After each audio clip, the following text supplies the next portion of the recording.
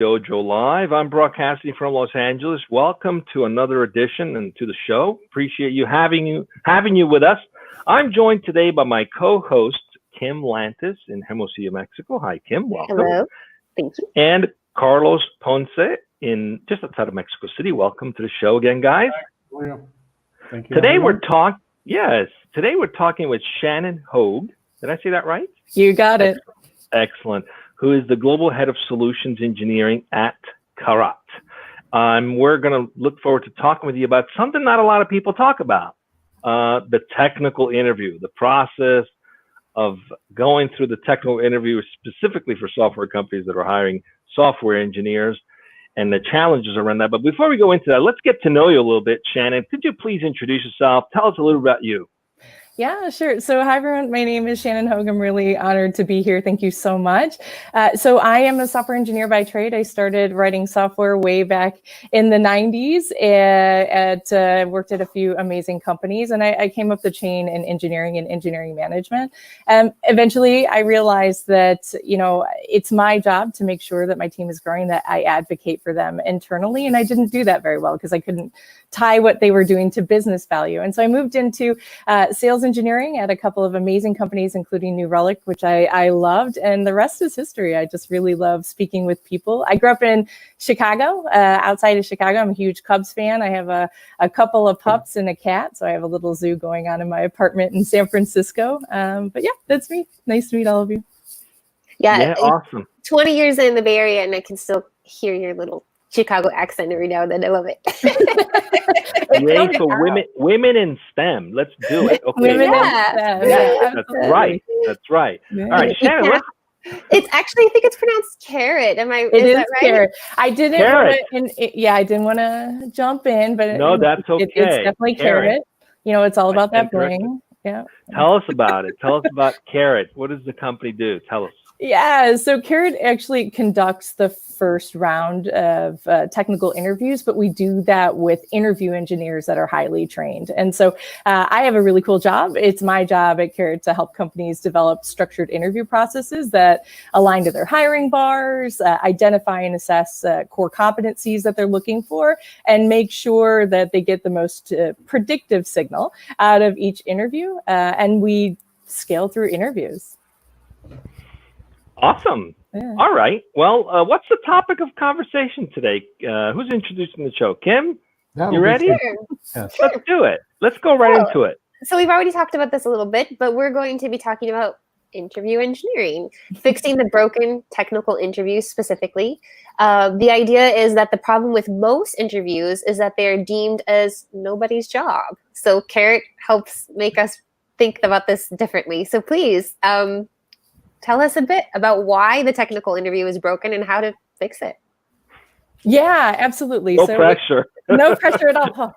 I think for anyone, and I do say this in my talks, like anyone who's been through a technical interview, and I've done quite a few of those on both sides, right? They kind of suck. Right? They're not always easy for folks. It's a little bit nerve-wracking. You go in, there's a lot of inconsistency.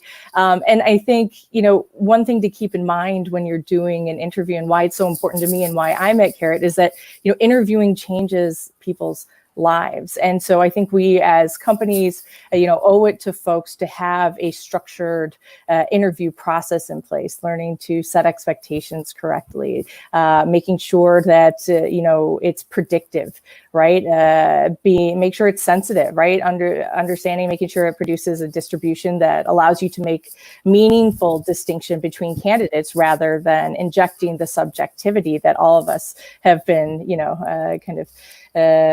have experienced in our careers. And I think, the other pieces that folks don't usually kind of understand is that it needs to also be equitable, right? So that a couple of candidates with equal skill come in and they should expect equal results. And also the most importantly and near and dear to my heart as a female in STEM is that it's objective, right? So criteria is unambiguous and measurable. And there's not an opportunity for the interviewer not just to inject bias, against the candidate, but also inject their own biases. And so it really is a difficult process. And, frankly, it's hard because it's never been any of our jobs. I wasn't taught to interview when I first started coming up. I wish I would. And I asked the same question for over 10 years that gave absolutely no signal about on-site job performance. So it's I think there's a lot of folks that would agree that it's difficult, but I think it's also difficult to find resources on the right path. Does that make sense? So I know Kim has got a bunch of questions, but yes, before she Kim. goes into, because she helps a lot of our own engineers prepare for how to deal with interviews and such. I personally don't like being quote unquote tested. It chokes me up, and I consider myself a fairly intelligent individual. But when it comes to testing, it's like a necessary evil. It trips me up, and I'm pretty sure a lot of people feel the same way. Is there an opportunity to shift it from being this must-do thing to gamifying it and actually turning it into something that's fun? Has anybody thought about doing that? Maybe making it fun, where it's not like, oh, I got to do this thing now. It's a test. What are your thoughts around that? I think interviewing could be fun for sure, but I think we need to make sure that it's fun, but also gives objective results, right? So, part of our job is to hire interview engineers, folks that this is their position. And we only actually hire between 1% and 2% of people that want to be interview engineers, because we do expect them to have interpersonal skills. We do expect them to have EQ. We do expect them to be just as technical as the rest, but to know how to set expectations. And we do a lot of training around that. So I think you can make it fun, but I think more importantly, we can help candidates showcase themselves by following certain rules, including setting clear and consistent expectations. So it's no fun if I go into an interview and they say, hey, I need you to build a diagram and recreate tiny URL. Am I building a diagram out of building the system? Am I expected to build in, test cases? Are you expecting me to talk you through it, right? So I think it's really uncomfortable for folks because most of the time, the way that people approach interviewing, especially in technology, is not necessarily consistent or clear. Well, I know for a fact that we have a practice. One of our practice when we interview software engineers and give them quote unquote a test or a mini hackathon is to see if they ask questions. Yeah. Because if you're just going to be a lone wolf going out and doing your thing, but not engaging as a team, that's not necessarily going to work in an environment where we're trying to create intimacy with our clients. So how do you, help perhaps some of the more introverted mindset? There's quite a few in the engineering space. Just give me something to work with. I don't want to deal with people. That's kind of a mindset sometimes. How do you help them break out of that and not be afraid to ask the questions? Okay, give me some specificity around what you want me to do with this. How do you get interviewers to encourage that, or perhaps up front to kind of remove that barrier? What's been working for you guys? Yeah, Kim, it sounded like you wanted to jump in, and I can answer. Yeah. Well, this is not my expertise, but I think it goes back to, in my immediate opinion, is what you talked about at the very beginning and part of your tagline, which it's deemed as nobody's job. And I think it goes to whose job is it, and who are the people that are doing the interviewing, and how they can properly set the stage, which I think is what Tulio is kind of getting at, right? Yeah, I completely agree. It's really all about that bidirectional accountability, right? Yeah, absolutely. We should, of course, it's asking questions is something that you expect, but just make sure that you make it clear. Hey, here's the exercise, right? These are what my expectations are. Please feel free to ask me questions. We even for all of our interviews, what we've learned for people that are of underrepresented communities, or people that are a bit introverted or have anxiety in the process, we also introduce the concept of a no question asked redo, where they have different people that are interviewing them again. And at least at this point, they understand if this company has adopted consistent processes, then they know what to expect. They come in, they know what the format is, they'll have an introduction, they know that there'll be some sort of communication around a project, which is, by the way, best practice is start with a 5-minute introduction, warm up a little bit, speak to the person about who they are, then maybe talk to them about a project that they've worked on, right? And say, okay, tell me about something you're excited about. Tell me about a project. And then go into your coding questions or system design questions. That makes sense? I think it totally does. And I had something to say, and now my mind completely went blank. So I think sometimes we tend to counsel people this way. Like, what would you say the approach is? I think sometimes people have this idea of when I'm interviewing, it needs to be tricky. It needs to be tough. Like, I need to see how well this person can think, and are they problem solvers? Would you be more in line with that approach, or more in line with a team approach? Like, I'm here to help you. Like, let's talk about this. Show me what you would do if you were actually my teammate, if we're actually working together. Like, is it this university professor, you're taking an exam and you're all on your own, versus, let's pair program kind of approach? Yeah, so we have actually a bunch of data around this. And so it turns out well over 40% of industry folks who end up ultimately getting hired actually needed some sort of feedback mechanism or, minimal handholding in the process, even at the top tech companies in the world, which is who we work with. And so I would say that if you go into an interview and you want to trick up the candidate, you're not necessarily enabling them to showcase their best selves. And I would question, what signal are you getting? I think the most important piece is to take a step back, really define the competencies that will give you and the questions that will give you the most signal of on-site success. So if part of your process is throwing an engineer in a room with the CTO of Google and saying, hey, write on a board and build me some code, then by all means, go ahead. But if your process is more setting expectations, working with the team, having clear objectives, having clear measurement of your objectives, then you should probably employ the same things in your interview process. Excuse me, we have a question from the audience for Shannon. Yeah, and the question is this: how does Karat adjust to your clients' needs? Or in other words, if you have many clients with different expectations, how do you make sure that you're accomplishing their expectations, that you're meeting their expectations? I love that question. So that's exactly what my team does. And it's an iterative process, actually. So there's two ways in which we at Karat, and we also do a lot of training around the world with another team on this, in which we kind of adjust to what we call companies' hiring bars to get the most signal and to optimize their hiring funnel. The first way that we do that is with content. Now, we look at the job description. We take a look at any questions that have been asked previously on site to see, which one of those questions gave the most signal. And then we will adjust and use our own content based on that feedback that we've seen. We've done over 75,000 interviews now. And so we actually will make sure that the content in the 1 hour interview process is aligned with what would give the most signal of success on site. The second way we do that is with structured rubric.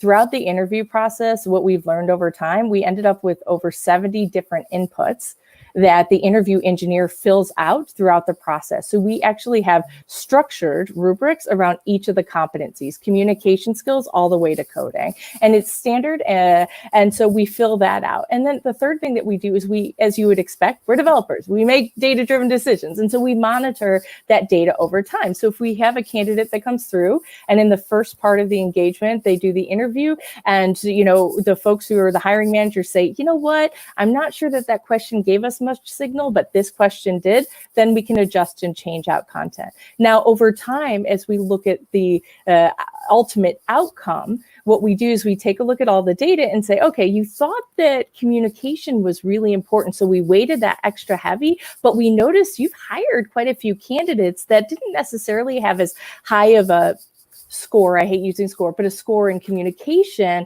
So why don't we drop that down so that you're not having kind of false negatives in your process and that the candidates that you truly need come through. So it's all about making data-driven decisions about your structured rubrics. So, excuse me, 750,000 interviews. That's now a small number. 75,000. Sorry. Oh, I'm sorry. Maybe I heard wrong. Sorry, it's my bad. I'm sure it was me. But going 75,000, 750,000, still large numbers. So all of this data that you're referring to, is this all human oriented with your engineers and with your technical interviewers, or do you rely on any type of application and machine learning? No, that's a great question. So if we did all of the kind of ultimate recommendation calculations by hand, it would take a long time. So yeah, we absolutely have technology in place in order to take the structured rubric data and also the kind of feedback that we get from our clients directly, and it will build ultimately like a recommendation out of that. We have 4 levels of recommendation that come out of Karat, and all of that. Yes, absolutely, we do have data and AI and machine learning and all sorts of different algorithms over time. But ultimately, the conversations with the clients are just as important in giving signal as some sort of engine out there. And then we all know that. Yeah. Yeah. I know there's another audience question, but I want to just quickly chime in with one more before we go to that audience question. And that is, how does an organization know when it's time to bring you guys in, right? What are the sort of telltale signs, the red flags? Sometimes there's egos involved, right? At CTO's like, I got this, I've been doing this for 20 years. When does it what are the telltale signs where perhaps you should have a conversation with these guys? When does that happen? Yeah, well, I have to tell you, on top of the 75,000 interviews we've done, we've also given back over 1 million hours of development time to companies. So how does a company know when to come to us? Usually people come to us with one of 2 problems. One, they're having a capacity problem. It's really tough. They're ending up with, interviewer fatigue, where the same person gets tapped on the shoulder because this other guy, he's probably not as good at giving a signal. So, one is a capacity problem, or they're bursting their hiring.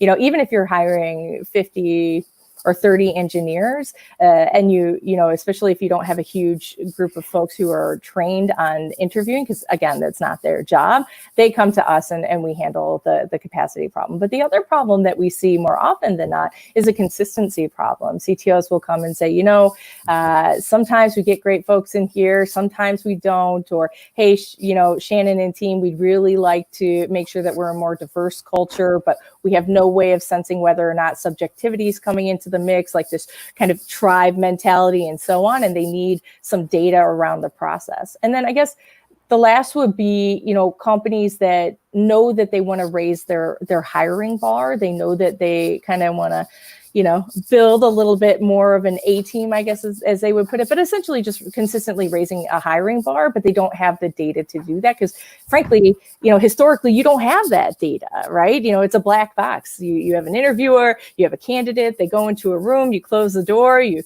pray and you hope that something good comes out of it, but you don't necessarily know what happens. And so those are really the 3 times that folks come to us. So you offer consultation services in addition to actually going through the interviews yourselves? Yeah. So what we do, part of our platform is really to first you have an assigned team that works with you, talks about your KPIs, your hiring goals, takes a look at your data. We also have industry data at this point, so we try and drive some transformation within your organization by giving you some kind of broader perspective on the interview process. But we also know that ultimately folks are going to come on site for interviews, and if you want to employ the consistency that you're getting out of Karat, it's really important for us to provide you with resources to come on site and train your development team on how to be consistent and on some of the processes that we talked about so far on this. And so, yeah, it is part of our core engagement with our clients is that we offer our teams to go and do training all over the world. Yeah. I think there was another question. Yeah, there's another question from the audience. Sure. And the question is, how do your clients know you're going to deliver a good professional, or is there some kind of guarantee for that? How does that work? Oh yeah, we provide you with the video for every single interview. This is also how we build consistency in the process. Yeah, absolutely. So there's transparency. It's not like you said, a black box. You can 100%. 100%. Excellent. Yeah, Excellent. we also use it. Oh, go ahead. Sorry. Yeah, I'm curious to learn who your ideal client is. Are they mostly software company or services companies who hire a lot of engineers? What's the mix like? It runs the gamut. I mean, we have some services companies. It's essentially people that are, I think the ideal client profile would be folks that are hiring quite a few engineers. They don't have the capacity. These are anywhere from high-tech companies to financial institutions, to services companies. I think, we have all sorts of engagements. I don't have an NASCAR slide for you, but yeah, we definitely go across all quite a few different types. But it's not just high-tech. I mean, everybody wants to understand what their hiring bar is. Every company is a software company today. So, but I would say ideally companies that are bursting in their hiring process, or they have, 250, 300 plus engineers. That being said, we also have a part of the business that does work with startups who are trying to hire, those folks that are trying to get through their first hire, and they want to use the industry hiring bar that we've, again, gleaned from those interviews. And so, but I say for all the services and kind of the teams that we support, that's probably the ideal client profile. Shannon, I have a question, and my question is more like on the company culture side, so that it has that spin.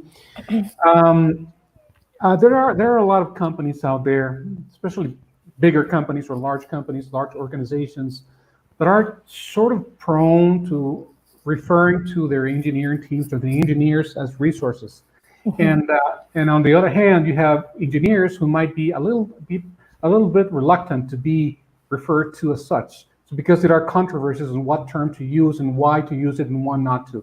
And I personally, I feel more inclined towards just calling them people or not resources. So it's kind of there are various opinions. I would be interested in asking you what your personal opinion is about this term, the using resources to refer to engineers. Do you see any conflict in use, or what is your personal take on this? Yeah, I'll take this a couple of ways. First, humans are humans. We're human beings, and we employ human beings, and engineers are human beings.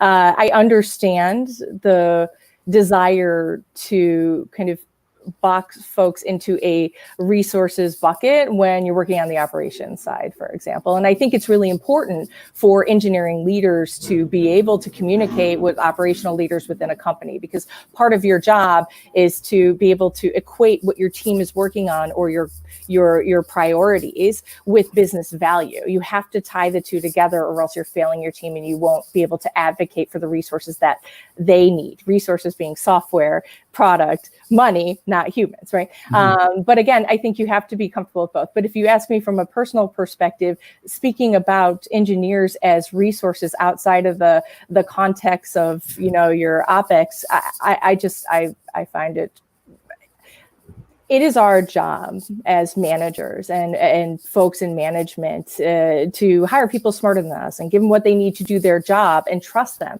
But we also, as managers, need to realize that these people in your team, you're in charge of their livelihoods. These are human beings. You're in charge of whether their family eats or not, or the lifestyle that they have. So if you don't feel that very deeply, then you shouldn't manage people. I don't care about your career. No offense to anybody. What I care about is the future and the growth of the people that are working for you. And I think calling them resources degrades that kind of feeling, that sentiment about the people that you're managing. Yeah, we agree with that. Completely 100% agree with that. In fact, before joining Nearsoft, I had mostly been in a corporate, quote unquote, corporate environment, larger companies, where it was very easy to refer to people as resources, assets, human capital. But when you really think about it, it is degrading. It's condescending. Mm-hmm. We're not machines. We're not cogs. We're people.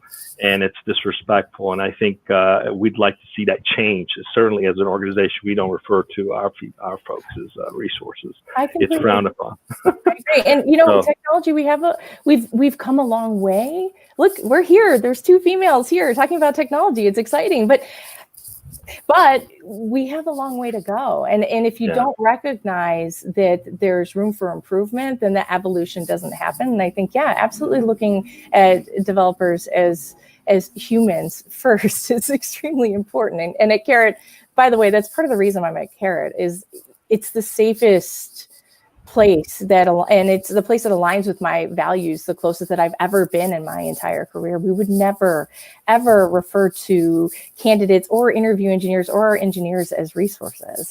We try and employ as much as we can in order for folks to be recognized for who they are, anywhere from people being able to choose their pronoun or choose not to share, and I think all of those things come into play because ultimately we actually care.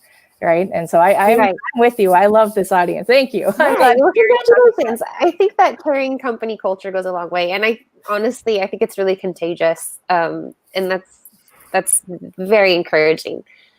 One of a while back, we actually interviewed here on Dojo Live another person, and he was mentioning that it's important for companies to keep in mind that the interviewing process is an experience for the candidate as well, right? We obviously we need to interview well because we want to try to get the best person, the best fit for the company, but also to take in those individuals into consideration, the process and the time and just how hard interviewing can be. So going back to whose job it is to interview and those engineers in companies who are stepping up, who are helping with these technical interviews, what advice would you have for them, particularly as individuals, to encourage them to raise their hands, and when they have raised their hands, how to do that role as best as possible? Yeah, I think that the first and foremost, give interviewing at your company an owner and provide them with the resources that are necessary in order for them to own that. And so by assigning an engineer, optimize each part of the interview, you're actually creating accountability and consistency. And in order for that to work, you need to find a way to audit interviews. Everybody gets better with practice and feedback. Even if you can't record, have like a structured form that they're filling out, and make sure that you have an ATS system or some sort of data system in place to see how they've been performing and on, predictability over time. Right. But I think, the biggest resource is just realize that as folks are growing and they want to be a part of this, they need the time to do that. Often we say, hey, by the way, I want you to work 40 hours a week. I want you to get all your work done. Oh, and can you own interviewing? I personally, I give my team members 10% of their week to learn a new skill that's going to help them. Right. And so if you want somebody to own interviews, then give them, 4 hours a week or 2 hours a week, whatever you can afford. I get not everybody can do that, but, give them a couple hours a week and the access to resource in order to learn how to do that consistently, and then celebrate, all of the different milestones. Maybe they have OKRs around the interview program and their celebration. One thing I find in engineering that I've found over, this is no different with interviewing and the like, is that often we just get in this place where we're like, go, build, and we don't stop. We don't have milestones. We don't have things where people feel like, oh my gosh, I'm making some progress. I'm actually doing something amazing, right? We need to make sure, even with, just interviewing as part of their job, make sure they have milestones and goals and that they see the broader impact of the work that they're doing. Engineers are human, right? We want to see the impact of our work. And I guess the last is just give them, like I said, give them the tools that they need to, for data collection and processing data from the beginning. Engineers usually can do that, but ATS systems and these types of things, they have very specific metrics that would be helpful for them to build that kind of a process. Are there any particular resources, non-human resources, that you would refer to, like any particular training websites, books, literature, studies, that those people who are interested in creating, gathering those resources and creating better structure, where could they go? Gosh, yeah. I mean, I hate that, plugging. We do have blog posts and releases because this is our business, and there's a ton of resources on our blog. There's always, I'm thinking there is a resource online. If you look on YouTube, it's also a colleague of mine that does training all over the world. They have their own YouTube channel, and they have a partner that's one of our interview engineers, and they get on and they start to talk about exactly how to engineer the interview, what those concepts look like, and they take questions. I'm happy to share more after if you Sure. like. Yeah. That'd be great. You on the spot there. No. And we can certainly share Well, those resources in the. We'll the collect pages. some of that. We'll collect some of that content and definitely share it on the recap show on Monday as well. Shannon, we're up on time. It's been great to have you. What I've heard is very clearly is, you know, a lot of companies will tap the shoulder of their engineers to do the secondary job of interviewing, and it should really be a practice where someone actually has that role. That is dedicated to it, that is proficient at it, and it doesn't become a moonlight second job for people who already have a full-time job coding or building products. So great to have you. We'll make sure we share that content on the landing page here. Thanks for joining us today. Please stay with us as we wrap up. And join us on Monday for the recap show at 1 p.m. Pacific. We will recap this week's 2 shows and highlight the key things we've learned and make sure we share whatever resources we've learned to share in those recaps as well. Carlos, what do we got coming up next week besides the recap? Yeah, Tulio, we're going to keep a couple of folks awake either very early in the morning or very late at night because our guests are based in Australia and in India. On Tuesday, we're going to be speaking with Danny May, the CEO of Lingmo, an automated transcription and translation company based out of Sydney. And we're going to be speaking about delivering smarter translation. And on Thursday, we'll be speaking with Manoj Agarwal, the co-founder of Shosho, that I hope I pronounced it correctly, Shosho XOXO Day. And this is basically a journey to building a full stack motivation and engagement technology company. That's for next week, Tuesday and Wednesday. There's no show scheduled yet for Wednesday. I'm sorry, Tuesday and Thursday. There's no show for Wednesday yet, but it's all right here on Dojo Live. Thank you. Thanks, everyone. Please stay safe. Thank you. Thank you. Thank you.